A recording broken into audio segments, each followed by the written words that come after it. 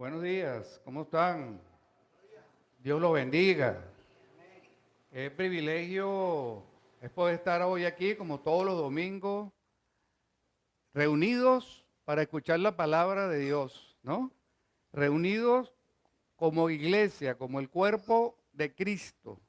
Siempre me gusta recordar lo que mi hermano dijo temprano, la iglesia no es el templo, no es la edificación, la iglesia está formada por cada persona que ha creído y aceptado a Cristo como su único y suficiente Salvador.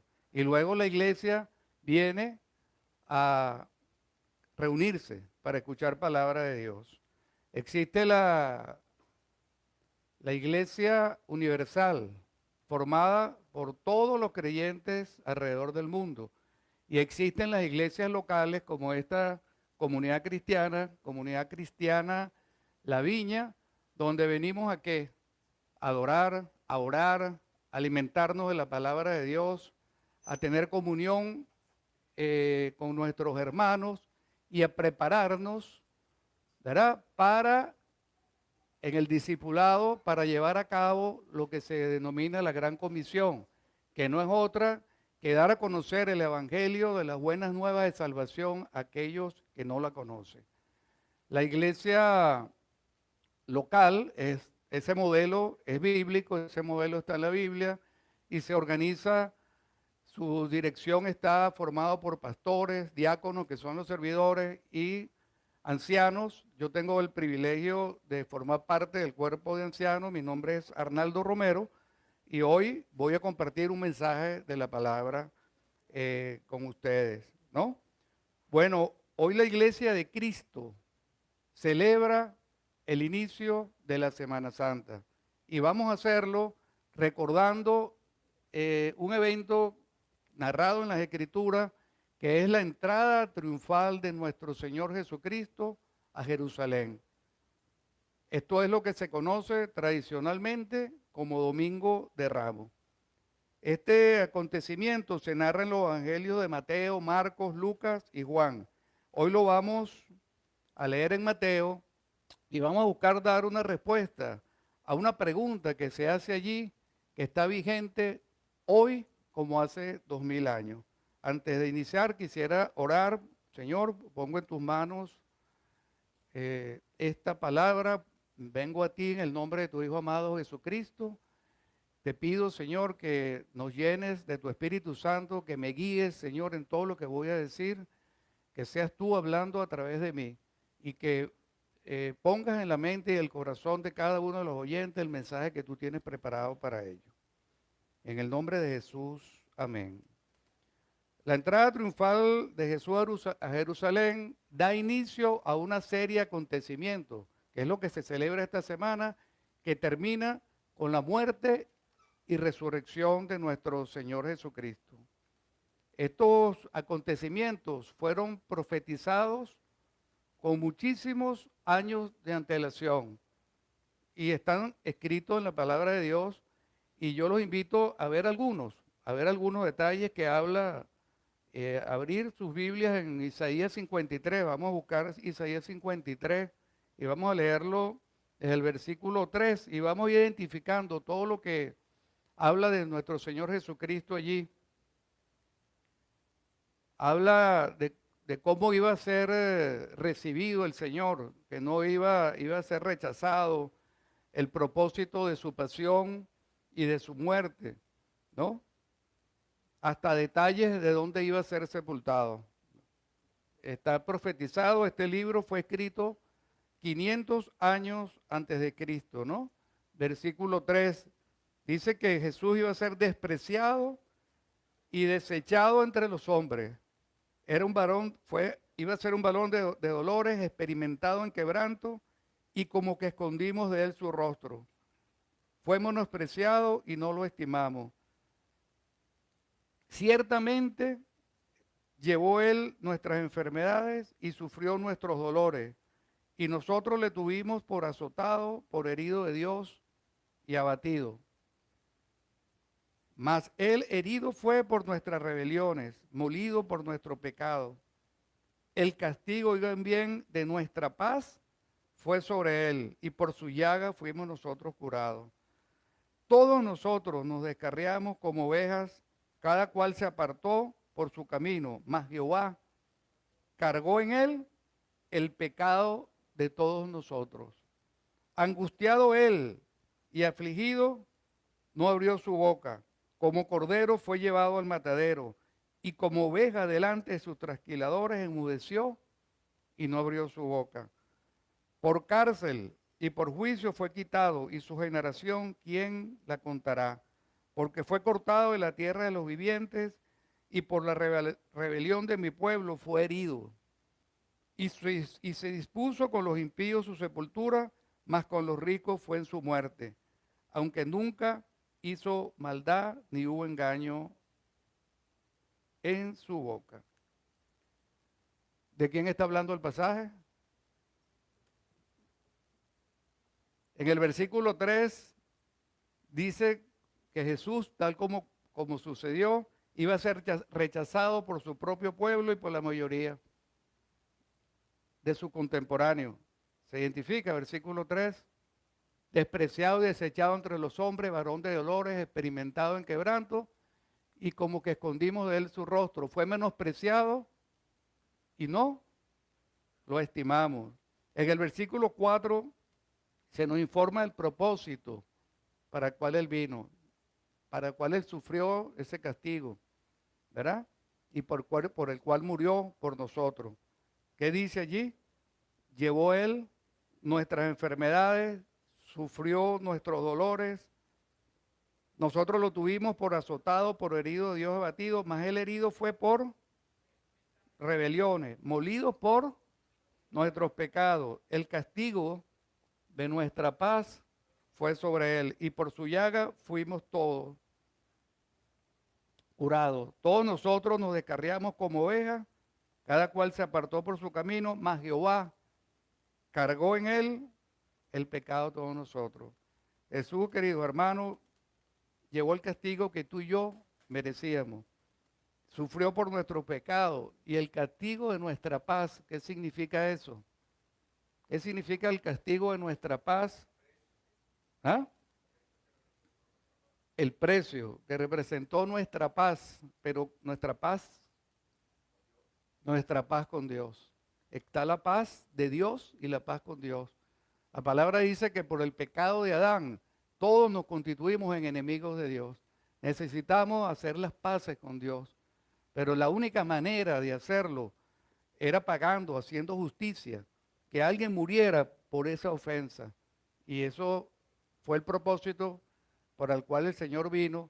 Y en ese momento Él estaba haciendo, cuando aceptamos a Cristo, nosotros estamos teniendo la paz, estamos haciendo la paz con Dios. Cuando somos enemigos de alguien y nos reconciliamos, ¿qué decimos? Que hicimos las paces, o sea, ya estamos en paz. Y como consecuencia, cuando tú aceptas a Cristo, entonces recibes la paz de Dios. Fíjese algo, en el versículo 7, por eso les dije que en la palabra de Dios, con 500, con 700 años, con 1000 años de antelación, se describieron los acontecimientos que esta semana se celebra y que sucedieron realmente hace 2000 años. Se profetizó en el versículo 7 que Jesús iba a guardar silencio ante sus acusadores. Angustiado, él y afligido, no abrió su boca. Como cordero fue llevado al matadero, y como oveja delante de sus trasquiladores enmudeció y no abrió su boca. Vamos a ver cómo narra las personas que tuvieron y vieron esto en Mateo 27, 12 al 14. Esto se escribió hace 700 años, y ahora vamos a ver en el Nuevo Testamento cómo lo narran los que vieron lo que estaba haciendo. Mateo 12 al 14.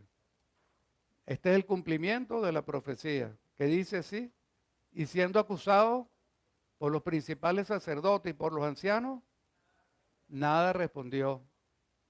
Pilato entonces le dijo: ¿No oyes cuántas cosas testifican contra ti? Pero Jesús no le respondió ni una palabra, de tal manera que el gobernador se maravillaba mucho. Se cumplió exactamente como estaba profetizado. Ahora fíjese, el detalle está escrito también en Isaías de dónde iba a ser sepultado Jesús. Dice el versículo 9, y se dispuso con los impíos su sepultura, mas con los ricos fue su muerte, aunque nunca hizo maldad ni hubo engaño en su boca. Los que morían eh, por crucifixión en la época romana eran enterrados en una fosa común. ¿Ok? Y la palabra nos narra que vino un hombre de Arimatea llamado José, ¿verdad? Dice que era un hombre influyente, un hombre rico, era discípulo de Jesús y pidió hablar con Pilato y pidió el cuerpo de Jesús y dispuso su tumba, una tumba nueva para él. Vamos a ver ese cumplimiento. Está en Mateo 27, 57, 60.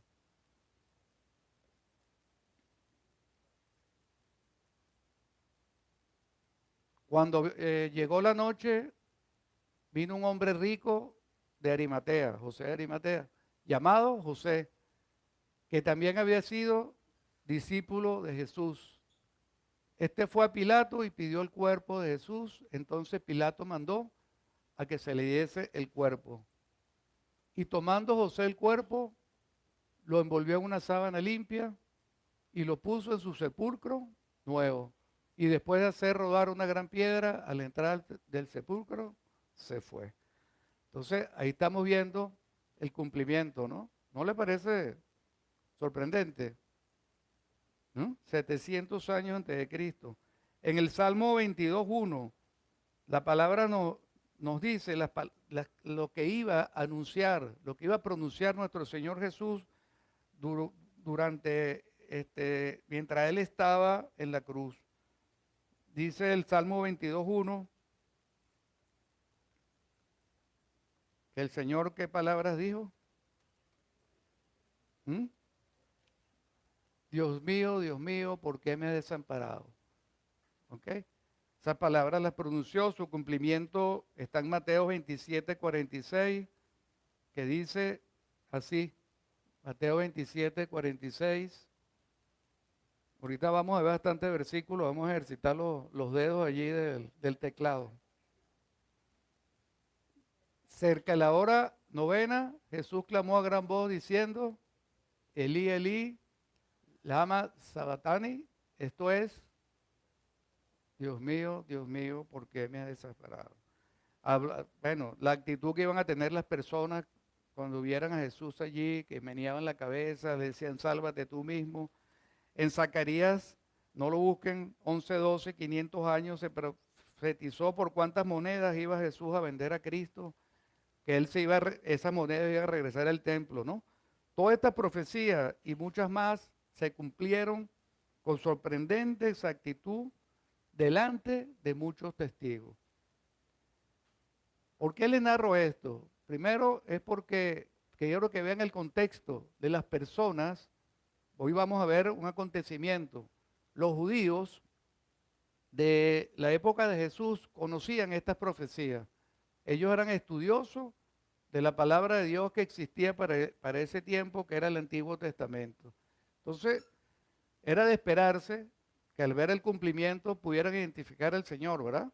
Pero realmente no fue así, ¿no? Este es el contexto en cuanto a conocimiento que tenían las personas que presenciaron todos los eventos que se desarrollaron durante lo que hoy conocemos como la Semana Santa. Bueno, dijimos que hoy vamos a recordar el inicio de la celebración de la Semana Santa con la entrada triunfal de Jesús a Jerusalén. Vamos entonces al tema, ¿no? Vamos a leer, por favor, los invito a que busquen Mateo 21, del 1 al 11. Aquí se narra la entrada triunfal de Jesús a Jerusalén. Y hay una pregunta que quiero que presten atención cuando estemos leyendo. ¿Ya lo tienen? ¿Mm? Cuando se acercaron a Jerusalén y vinieron a Betfagé, al monte de los olivos, Jesús envió 2 discípulos, diciéndole, id a la aldea que está enfrente de nosotros, y luego hallaréis un asna atada, un pollino con ella, desatadla y traédmelo. Y si alguien os dijere, decid, el Señor la necesita, y luego los enviará. Todo esto aconteció para que se cumpliese lo dicho por el profeta cuando dijo, decid a la hija de Sión, he aquí tu rey viene a ti, manso y sentado sobre un asna, sobre un pollino, hijo de animal de carga.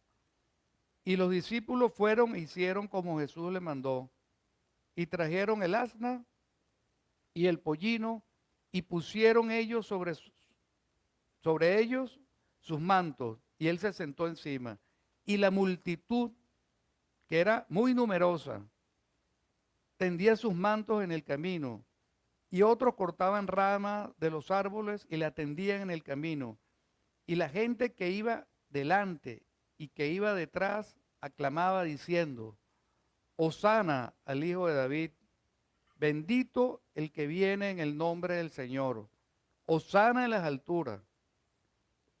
Cuando entró él en Jerusalén, toda la ciudad, escuchen bien, se conmovió diciendo, ¿quién es este? Y la gente que decía, versículo 11, este es Jesús, el profeta de Nazaret. Lo primero que vamos a resaltar es que el Señor venía tal como estaba profetizado en dónde. El versículo que memorizamos. ¿Ah? 9:9. En un pollino de asna y todas las personas lo aclamaban diciendo Hosana. ¿Verdad? La palabra Hosana significa en hebreo, te suplico que salve, sálvanos por favor o salva ahora. Las personas lo recibieron como un rey. Ponían sus mantos por donde él iba a pasar, levantaban las palmas y lo recibieron como un rey cuando regresaba victorioso de una batalla. Ese era el recibimiento que recibía un rey humano, ¿no? Esta entrada fue impactante porque solo los reyes y los conquistadores recibían muestra de respeto tan extraordinaria como esa. O sea, las personas en las ciudades decían, ¿qué está pasando? ¿No? Es por eso que la pregunta que toda la ciudad se hizo cuando Jesús entró es, ¿quién es este? Quizás no era de esperarse que se supiera. ¿Mm? El contexto, las personas conocían la escritura, conocían este pasaje en Zacarías 500 años. Estaba sucediendo delante de los ojos. Y todavía, ¿qué preguntaban? ¿Ah? ¿Quién es este Jesús? ¿No? Lo sorprendente es que la persona lo aclamó. Las personas lo seguían, lo recibieron como un rey y le decían, sálvanos. Ahora, pero verdaderamente no sabían quién era él. ¿Sí? Hoy en día, queridos hermanos, pasa exactamente lo mismo. Millones de personas en el mundo celebran la Semana Santa, participan en ceremonias religiosas, en cultos especiales. Creo que yo no lo practiqué, pero creo que hay algo de 7 templos. ¿Cuántos templos que se visitan? ¿Ah? Ceremonias especiales. Pasean la imagen de Jesús por calles llenas de personas y todavía, ¿verdad? Tal como los judíos de Jerusalén, todavía no saben realmente quién es verdaderamente Jesús. Y esa es la pregunta que hoy, a la luz de la palabra, vamos a responder y vamos a reforzar, porque sé que hay muchos de los que están aquí, ¿verdad? lo saben. Y es la pregunta que está vigente hoy, al igual que hace como 2000 años. ¿Quién es este Jesús? ¿Mm? La persona que se llame cristiano debe saber exactamente esa respuesta. No solamente para su salvación, sino para poder dar información a otras personas que te pregunten quién es ese Jesús al que tú sigues, ¿no? Hoy vamos a ver en la palabra de Dios, tenemos el Nuevo Testamento, tenemos una serie de acontecimientos que le dieron cumplimiento a las profecías escritas con 500, 700 y 1000 años antes que sucedieran, y tenemos testigos que nos dejaron esta palabra, que es el Nuevo Testamento, para confirmarnos todo lo que sucedió, ¿no? Entonces, tenemos ese privilegio. Vamos a ver a la luz de la palabra y pensando en quién es este Jesús, vamos a buscar Juan 1, vamos a buscar el capítulo 1, ¿no? Y vamos a ir respondiendo.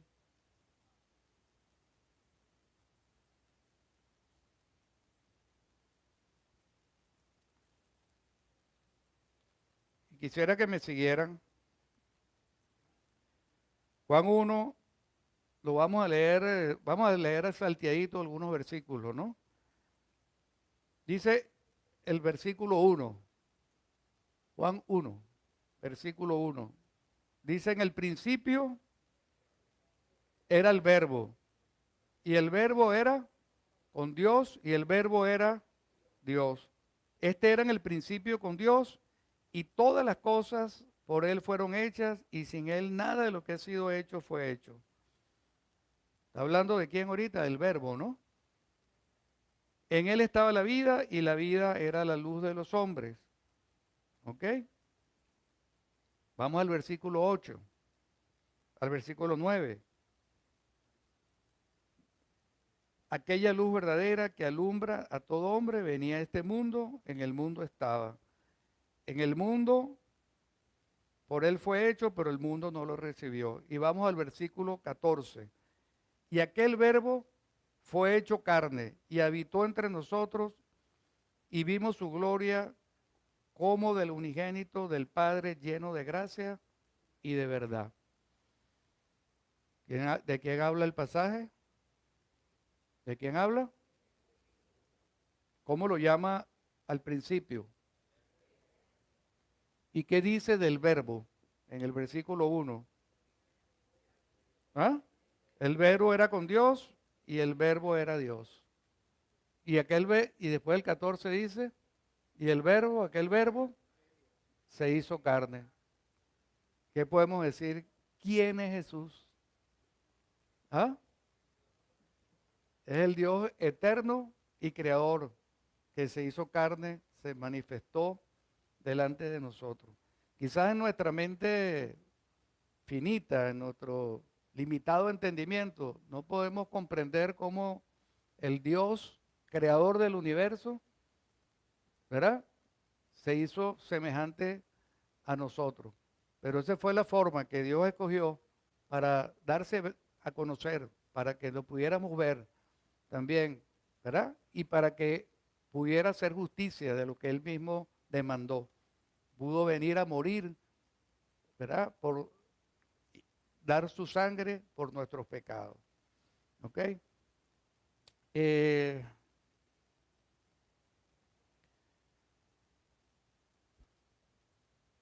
Afirmando que Jesús es Dios, que es bien importante esto. En una ocasión Jesús estaba conversando con su discípulo y dice en Juan 14:7 lo siguiente. Vamos a ponerlo, Juan 14:7.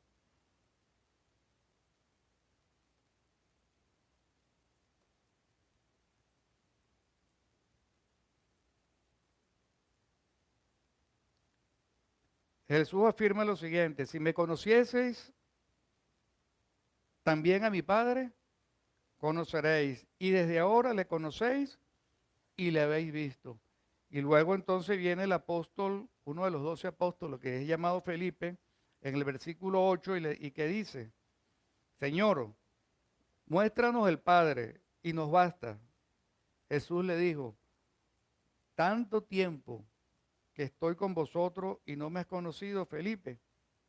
El que me ha visto a mí, ha visto al Padre. ¿Cómo pues dices tú, muéstranos al Padre?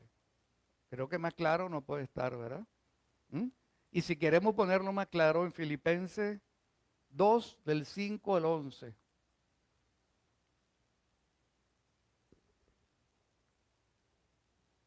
También reafirma que Jesús es Dios y dice, haya pues en vosotros este sentir que hubo también en Cristo Jesús, el cual siendo en forma de Dios, no estimó que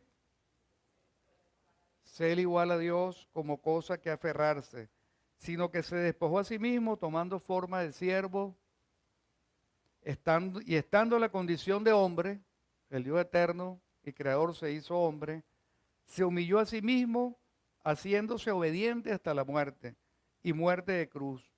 Por lo cual Dios le exaltó hasta lo sumo y le dio un nombre que es sobre todo nombre, para que en el nombre de Jesús se doble toda rodilla de los que están en los cielos y en la tierra y debajo de la tierra, y toda lengua confiese que Jesús es el Señor.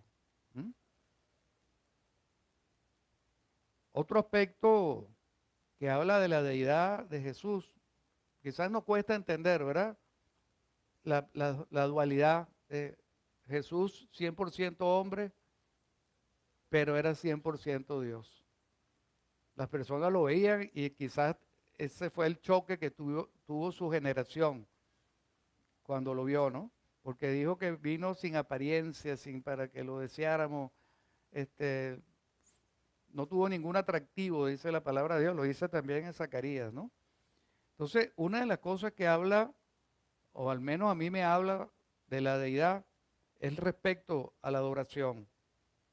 Todo judío de la época de Jesús conocía por los mandamientos que solo a Dios debías adorar. El adorar en su época era un acto de inclinarse, postrarse, es la acción física de rendirse ante un superior, indicando humildad y conocimiento de la autoridad de Dios. Ese tipo de acto sabía que solo a Dios de adoración debía ser. ¿Ok? Y veamos, por ejemplo, cómo algunos apóstoles de Jesús que fueron a recibir adoración, cómo rechazaron ellos, ¿no? En Hechos 10, 25 y 26, se narra que hay una persona llamada Cornelio, hombre piadoso y temeroso de Dios, que no era judío, pero conocía de Cristo y quería, Dios le da una revelación para que busque al apóstol Pedro y pueda recibir lo que es la palabra de Dios y pueda recibir el Espíritu Santo. Y cuando él, sabiendo quién era Pedro, vio a Pedro, se arrodilló delante de él para adorar. Y el apóstol lo que dijo, ya vamos atrás, versículo 25. Cuando Pedro entró, salió Cornelio a recibirle en acto de adoración. Adoró. ¿Y qué hizo Pedro, un judío, apóstol? Levántate, pues ellos mismos también son hombres. En otra ocasión, narrada en la palabra, el apóstol Juan, cuando se le está dando la revelación del Apocalipsis, se le presenta un ángel y él, yo me imagino que ante la majestuosidad del ángel, se arrodilló para adorar. Eso está, vamos a buscarlo en Apocalipsis 19, del 9 al 10.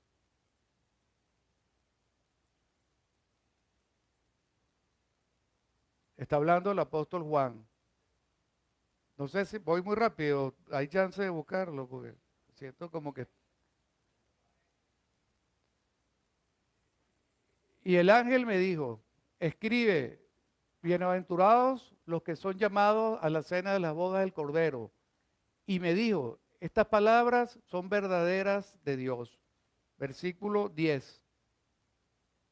¿Qué hizo Juan? A sus pies. ¿Y qué le dijo el ángel? no lo hagas. Yo soy consiervo tuyo y de tus hermanos que retienen el testimonio de Jesús. Adora a Dios. ¿Ok? ¿Mm? Y esto se repite en Apocalipsis 22:8. Fíjate que yo cuando estaba recién convertido, había una moda de adorarlos, de buscar los ángeles, y busca tu ángel, y los libros, y los ángeles. Y yo decía, oye, qué bueno, debe ser interesante, porque, bueno, los ángeles, primero no sabía que hay diferentes ángeles, ¿no? Hay los ángeles de Dios y los ángeles caídos. Entonces, yo le oré al Señor y me llevo a este versículo, ¿no? Solo a Dios adorarás, olvídate de más nada, de buscar ángeles. Después vi que los ángeles solamente estaban, ellos no están para ser intercesores, solamente están para traer mensajes de Dios, cuidarte, hacerlo, cumplir los mandatos que Dios te da. Entonces, ¿qué le dio el ángel? Solo a Dios adorarás, y le dice, yo soy, ¿qué? Consiervo. O sea que usted y yo somos, ¿qué? Consiervos. Estamos al mismo nivel de servidores, ¿no? ¿Qué le parece ese detalle? Ahora, ¿por qué le resalto esto? Porque Jesús, hombre, era judío. Y como buen judío, conocía la palabra de Dios y sabía que solo a Dios debías adorar. Pero ¿qué pasó con él? Él recibió y aceptó adoración en diferentes momentos. De hecho, recibió oración desde la cuna, por ponerle un nombre, desde el pesebre. Mateo 2:11. ¿Qué dice Mateo 2:11? Y al entrar a la casa vieron al niño con su madre María y postrándose, lo adoraron. Mateo 14:33. Ahora, si Jesús era judío, conocía la palabra y recibía oración, ¿qué les habla a ustedes de? ¿Ah? Si solo Dios adorarás. ¿Ah? Él sabía claramente quién era. ¿Sí o no? ¿Se entiende? ¿Mm? Mateo 14:33. Entonces los que estaban en la barca vinieron y le adoraron, diciendo, verdaderamente eres el Hijo de Dios. Mateo 28:9. ¿Qué dice Mateo 28:9? He aquí Jesús le salió al encuentro diciendo, salve. Y ellas, acercándose, besaron sus pies y ¿qué? Y adoraron. Mateo 28:17.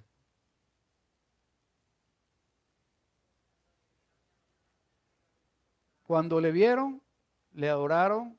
Estos eran sus discípulos, los que habían estado con él, los 12. Y algunos dudaban. Juan 20:28.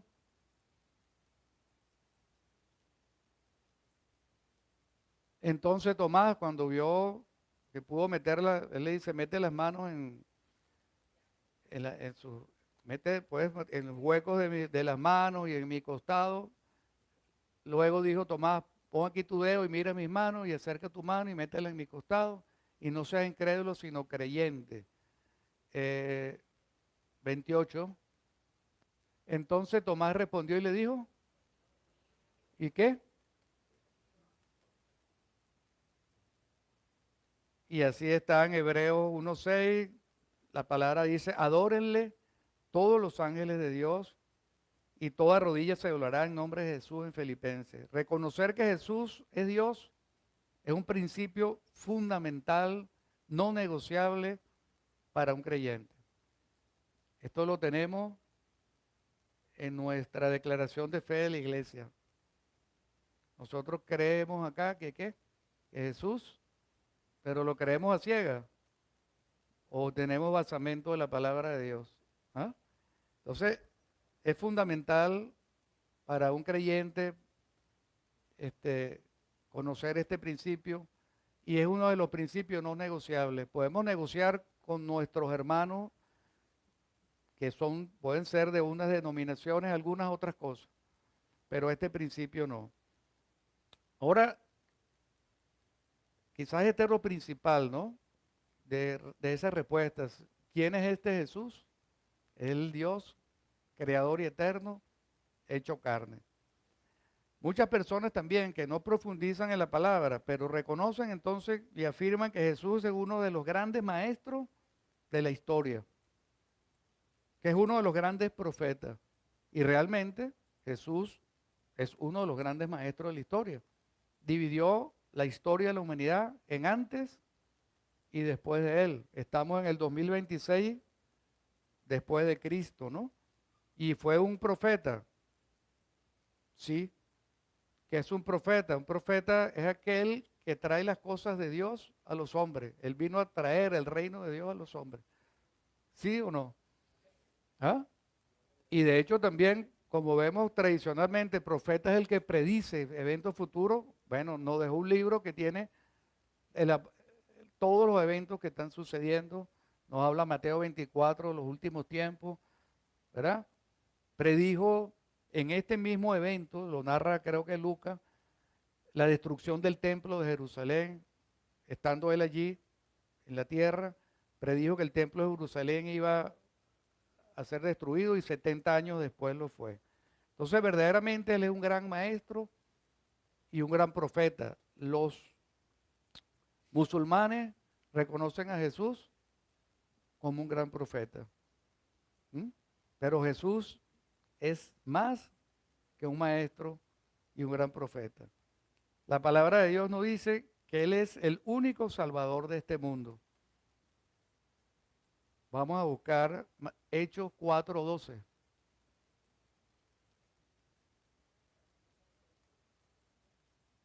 ¿Qué dice ese versículo? En algún otro, aparte de Jesús, hay salvación. ¿Qué dice? ¿Ah? En ningún otro hay salvación, porque no hay otro nombre, oigan bien, bajo el cielo donde estamos nosotros, dado a los hombres.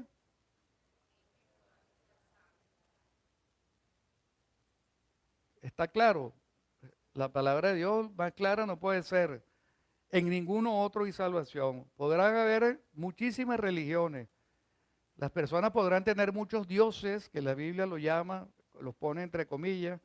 Pueden haber existido muchos profetas, ¿verdad? Pero hay que tener claro que solamente hay un Salvador, nuestro Señor Jesucristo. ¿Quién dice? Amén.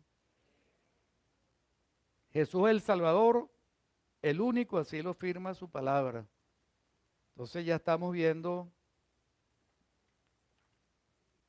espero que estemos respondiendo la pregunta. ¿Cuál es la pregunta? ¿Ah?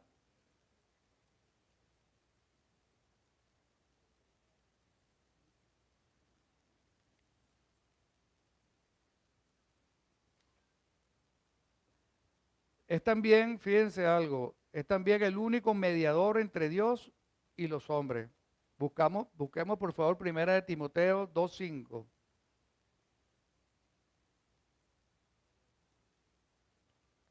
Porque hay un solo Dios.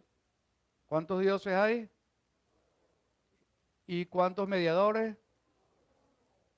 ¿Entre quién y quién? Dios el hombre, ¿y quién es? Jesucristo.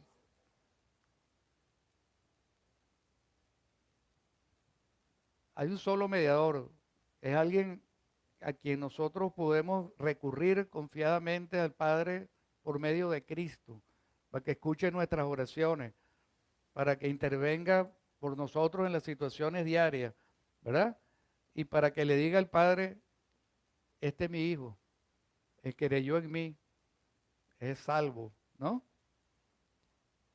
Siguiendo con la pregunta, ¿quién es este Jesús? Busquemos Juan 10:9 y Juan 14:6.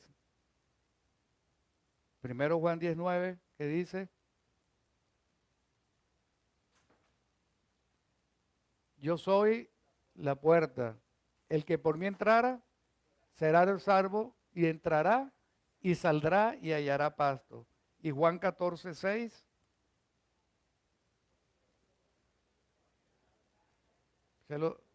Jesús le dijo, yo soy el camino y la verdad y la vida. Nadie viene al Padre sino por mí. ¿Ah? O sea, nadie es que es nadie, ¿no? Y yo siempre me gusta decir, él dice yo soy el camino, no dijo yo soy un camino, porque si hubiese dicho yo soy un camino, hubiese dado alternativas de camino, ¿no? Él lo hace excluyente, yo soy el camino, soy la verdad y soy la vida. Jesús es la única puerta para la vida eterna y el único camino para llegar a tener comunión con el Padre y poder estar en comunicación con Él permanentemente. Muchas personas quieren, hermanos, ser salvas, pero están tocando las puertas, porque dijo que también era la única puerta para la vida eterna, ¿no? Quieren ser salvos, pero están tocando las puertas equivocadas, las puertas que no llevan a la salvación, sino a la condenación. Millones de personas quieren entrar al cielo por la puerta llamada religión. ¿Mm? Pero esa puerta lo único que encuentra son pesadas cargas de requisitos que cumplir que terminan en ¿qué? En frustración, porque no pueden hacerlo ni siquiera quien los manda. ¿Ok? Y después vamos a ver adelante que Jesús no vino a hacer ningún tipo de religión. Vamos a ver, en la palabra de Dios usted no va a conseguir ninguna de las calificaciones de las religiones que usted conoce llamadas cristianas. Eso no existe. Eso son creación del hombre para diferenciar las declaraciones de fe de cada denominación, pero no existe en la palabra de Dios. Juan 14:9 dice el pastor. Vamos a buscarlo ahí. Ah, bueno, ¿has visto el Padre? ¿Cómo puede decir, muéstranos al Padre? Ya lo vimos, pastor. ¿Eh? Fíjese, Jesús fue duro con los religiosos de su época. ¿Quién eran los religiosos de su época? Los escribas, los fariseos, los intérpretes de la ley. Estoy tratando de hacerlo más lo más didáctico para aquellos que no han leído las escrituras, pero estas eran las personas que en la época de Jesús eran los religiosos, los escribas, fariseos, intérpretes de la ley. Y vamos a ver qué les dijo Jesús en Lucas 11:46. 11:46. Y él le dijo a estas personas, ay de vosotros también, intérpretes de las leyes, porque cargáis a los hombres con carga que no pueden llevar, pero vosotros ni con un dedo las toca. ¿Mm? Esto es la religión, hermano. Te ponen normas que hay que cumplirlas, pero no las puedes cumplir en tu poder. Necesitas el poder del Espíritu Santo de Dios para poder llevarlas a cabo. Y en otra ocasión, en Mateo 23:13, dirigiéndose también a los escribas y fariseos, Mateo 23:13, que dice, mas hay de vosotros escribas y fariseos, los llamó hipócritas, porque cerráis el reino de los cielos delante de los hombres. Ahora fíjate esto, pues ni entráis vosotros, ni de ahí entráis los que están entrando. Ni lavan, ni prestan la batea, ¿qué dicen? ¿Mm? Jesús fue duro con los religiosos de su época. Él no vino a hacer una religión. Él vino a establecer la relación que Adán perdió con Dios Padre en el Edén por el pecado y que tú y yo heredamos. Él vino a reconciliar al hombre con Dios, a reconciliarnos. Por eso es que dice que el castigo de nuestra paz fue sobre Cristo. ¿Eso se entiende? ¿Ah? El castigo de nuestra paz, la paz con Dios, fue sobre Cristo. Jesús vino a recuperar la relación que perdió Adán cuando pecó en el Edén y que todos nosotros heredamos. En 2 Corintios 5:19, búsquenlo, dice, por favor. Porque que Dios estaba en Cristo reconciliando consigo el mundo, reconciliando a través de él el mundo, no tomándoles en cuenta a los hombres sus pecados. ¿Mm? Y nos dio la palabra reconciliación. El castigo de nuestra paz fue sobre él. Entonces millones de personas quieren entrar y ser salvas al cielo por la puerta llamada religión. Otros quieren entrar a la vida eterna por las buenas obras. Cuando uno le predica la palabra, ellos te dicen, bueno, yo no le hago mal a nadie, yo soy un hombre correcto, soy un hombre honesto, y realmente es cierto, cuando nosotros nos comparamos con otras personas, nos podemos calificar quizás de buenos, ¿sí o no? Estoy seguro que todos los que estamos aquí somos mejores que muchas personas que han cometido cosas atroces, ¿verdad? Han estafado, han robado, han matado. Pero resulta que el que nos califica no puede ser uno mismo. ¿Quién es el? O sea, eso es como presentar tú un examen, ¿verdad? Y tú le digas al profesor, ya, tranquilo, profesor, que ya yo me puse 20. ¿Quién es el que te califica? El profesor. Y en este caso, ¿quién nos califica? Un Dios santo, perfectamente santo.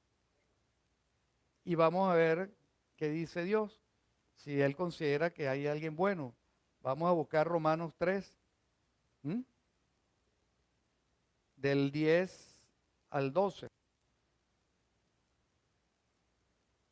que dice, como está escrito, no hay justo, ni aún uno, no hay quien entienda, no hay quien busque a Dios. Todos se desviaron, a unas se hicieron inútiles. Y al final, ¿qué dice?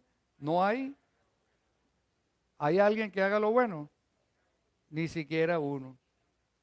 Cuando nos venimos al estándar de Dios, un Dios perfectamente santo, no hay ni siquiera uno bueno.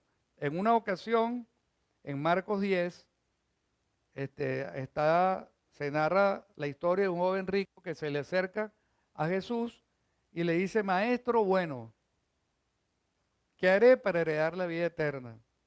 Y Jesús le llamó la atención. La pregunta es, ¿qué haré para heredar la vida eterna? Y Jesús lo primero que le dice, ¿por qué me llamas bueno? ¿Ah? Yo creo que Jesús dice, ¿será que tú me identificas a mí? ¿Sabes con quién estás hablando? Porque bueno, solo hay uno. ¿Y quién es? Dios. O sea, nosotros sí somos buenos si nos comparamos con los demás. Pero delante de Dios, ¿qué dice Dios? No hay uno, ni siquiera uno. Si pudiéramos salvarnos, y estoy diciendo que millones de personas quieren entrar al cielo por las buenas obras, pero ya el Dios nos está dando una información de que no hay uno bueno, ni siquiera uno. Si pudiéramos salvarnos por las buenas obras, ¿qué sentido que hubiese venido nuestro Señor Jesucristo, pasar todo ese sufrimiento que lo hemos narrado aquí en los evangelios, derramar su sangre para perdonar nuestros pecados? ¿Mm? La palabra de Dios es clara. La única puerta y el único camino para la salvación es nuestro Señor Jesucristo. ¿Quién dice amén?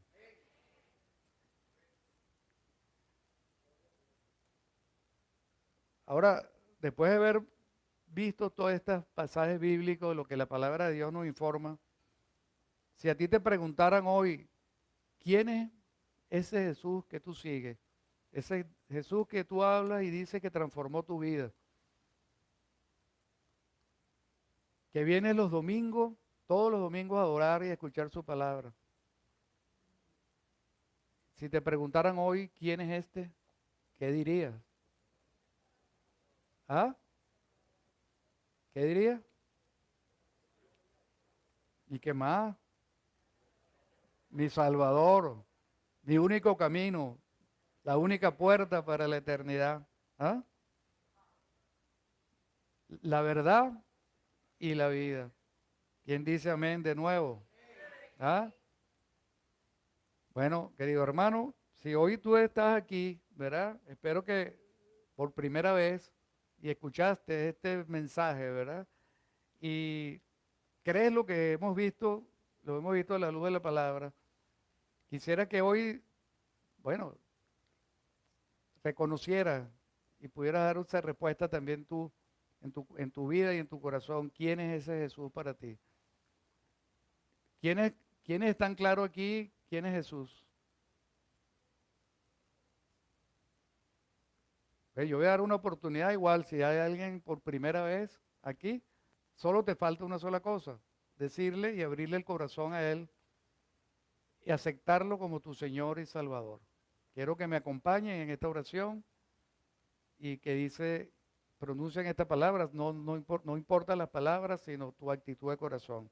Padre, te doy gracias por haber escuchado este mensaje que habla que tú mismo, Señor, hace 2000 años te encarnaste y te hiciste hombre por amor a nosotros, moriste, derramaste tu sangre y resucitaste para perdonar nuestros pecados. Yo reconozco que soy pecador y me arrepiento de mi pecado.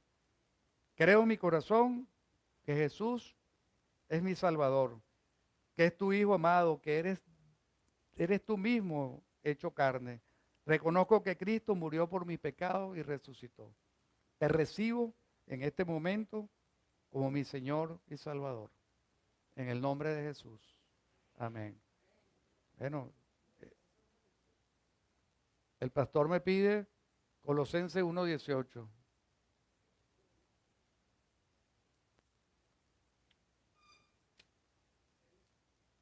¿Qué dice?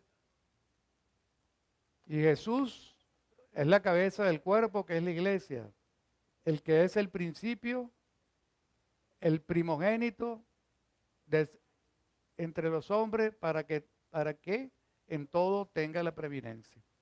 Bueno, Dios lo bendiga.